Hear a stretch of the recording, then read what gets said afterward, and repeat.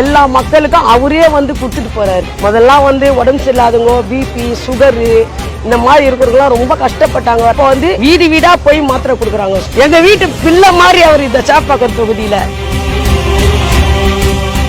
பெஞ்ச மழையில ஒரு சொட்டு தண்ணி கூட ரோட்ல நிக்கல. நைட்டோட நைட்டு கிளியர் பண்ணிட்டார். என் தங்கச்சி பையன் கூட ஸ்போர்ட்ஸ்ல வெளிநாடு போயிட்டு வந்தான். போன வாரம் 2 லட்சம் ரூபாய் கொடுத்துருக்காங்க. விளையாட்டு வீராங்கனையும் வீரர்களுக்கெல்லாம் நல்லது செய்யறாங்க.